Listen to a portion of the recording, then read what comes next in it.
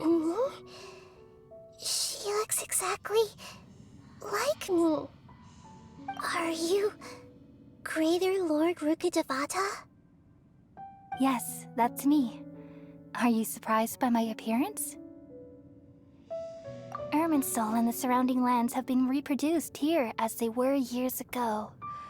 But this is just a realm of consciousness. We are manifestations of the same nature. Hence why we would appear exactly the same. We're of the same nature. Why? Because you are me, and I am you. You are me in the new samsara. The new samsara? As Greater Lord Rukadevata, I'm the avatar of Irminsul. And you are the purest branch snapped from Irminsul. Imagine it this way.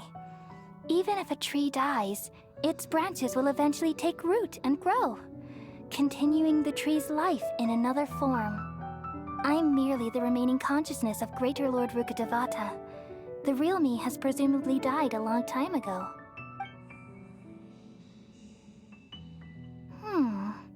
Judging from your appearance, I've probably been dead for 500 years. But you're finally here. My new self in the samsara. If this is true, then am I going to be a great Archon like you someday? Though we share the same nature, our fates are bound to be different. All things have their own fate. When a branch grows into a mature tree, it won't be the same as the original tree. That's why fate is the ultimate knowledge, isn't it? That's a great insight. Yes, very good. It's also precisely why you won't become like me. Really? But perhaps you may become an even greater Archon than I. I already see a determination in you that I didn't possess in my time. And the future that it leads you to will be yours alone, along with the blessings from your past experiences. Don't worry. The growth of wisdom is like that of a plant. Come to think of it, the sages never had the faintest inkling of the meaning of wisdom. Thank you. Nothing makes me happier than discovering that the Archon I always admired was in fact myself in another fate. It's so nice to speak with you, Greater Lord Rukadevata. The feeling is mutual. From the moment I snapped the branch off Irminsul and created you, I've also looked forward to talking with you. Could you tell me why you wanted to create me? And what exactly happened when you died? Ah, I see. You're here seeking answers, right? Everything that day, even the sky itself, changed into a color like this. At that time, the seven were all summoned to the nation of Conria. Except for me. I had a more important task to attend to. I had to protect Irminsul. The disaster occurred together with the pollution of forbidden knowledge. At that very moment, with my consciousness connected to Irminsul, I sensed something was wrong. The pain started to torment my mind. By the time I reached Irminsul, it was already displaying signs of corruption. Had I not repelled the pollution of forbidden knowledge with King Deshret thousands of years ago, I might have felt even more hopeless and lost. So what exactly is forbidden knowledge? It's a kind of knowledge that doesn't belong to this world, and a form of truth that can't be understood. It came from the very bottom of the abyss. Even I could never understand it. The world is constantly rejecting it, leading to all kinds of bad phenomena. If we allow forbidden knowledge to pollute Irminsul, I'm afraid the entirety of Teyvat could fall apart. So, there's knowledge that even the God of wisdom can't understand? At that time, I knew I couldn't repel the forbidden knowledge with my strength alone, which is why I created a device that compiled human wisdom and named it the Akasha.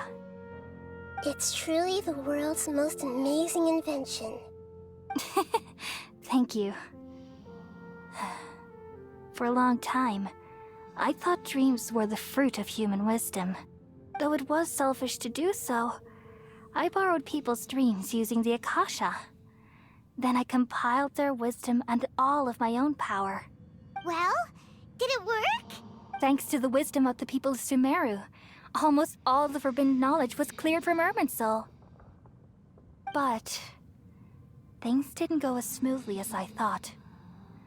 I had a terrible headache, which gave me an uneasy feeling. And then I remembered that my consciousness was also connected with Irminsul.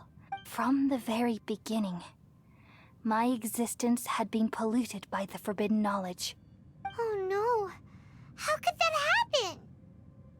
I've experienced that pain in your consciousness. It must have been a horrible experience. Yes, but my feelings weren't important. The important thing was that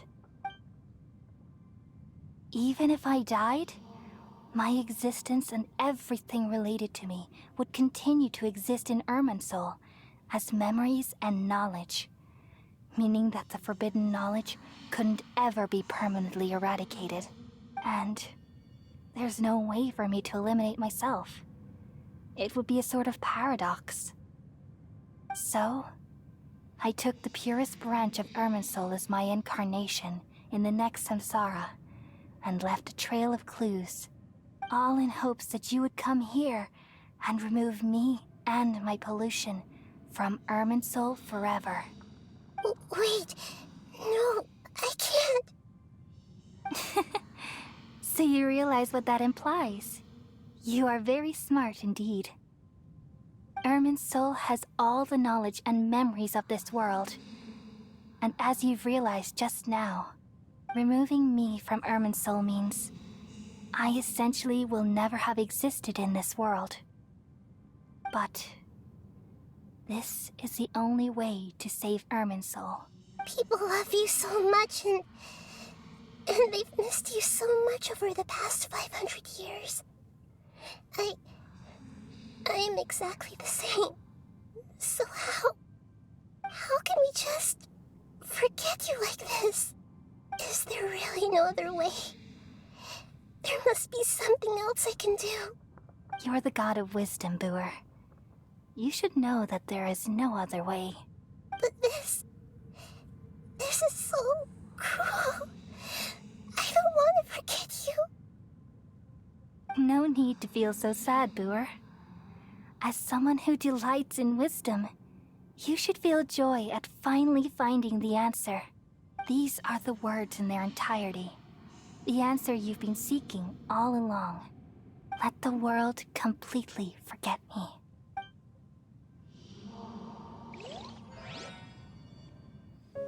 We all nestle under the great tree of wisdom, peering out to perceive the world.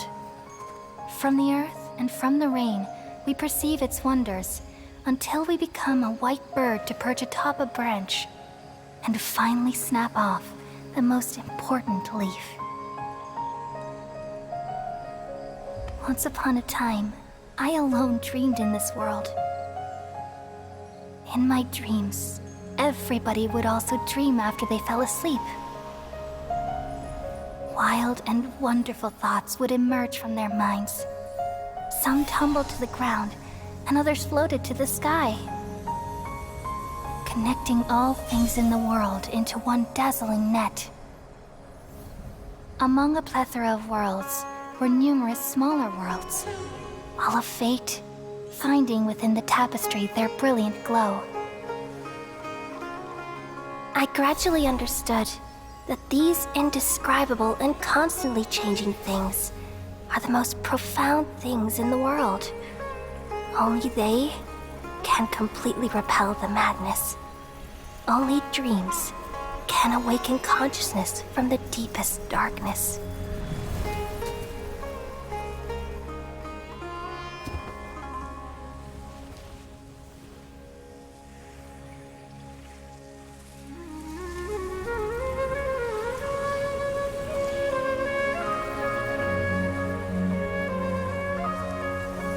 I'm the one who posed this question, yet also the one who sought a solution.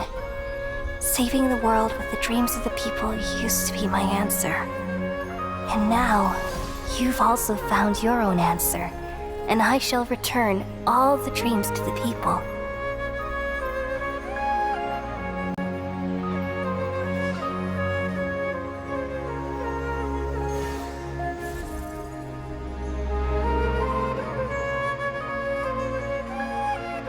Goodbye, people of Sumeru. May you be blessed tonight with the sweetest of dreams.